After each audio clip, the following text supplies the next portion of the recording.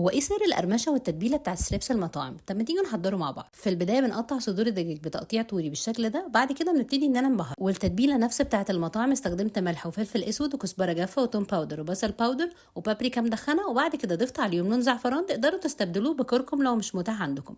بعد كده بضيف معاهم كمان نص معلقه من الكاري، والكاري ما كانش متوفر عندي فاستبدلته بنص معلقه من مرقه الدجاج. وبعدها بنضيفهم على قطع الستريبس اللي بنكون قطعناها وغسلناها ونشفناها كويس جدا، ودي خطوه مهمه جدا اننا لازم ننشفهم. بعدها بنضيف عليهم تلتين التتبيله اللي احنا عملناها، وبنخلي التلت هنضيفه بعد كده، وبنبتدي اننا نقلب فيهم الدجاج كويس جدا اللي بيكون مغسول ومتنشف كويس جدا. وبنبتدي اننا نضيف عليهم بعد كده اللبن الرايب او اللبن اللي هو مش الحليب، يعني ده اللبن مش الحليب، ده اللي هو الرايب.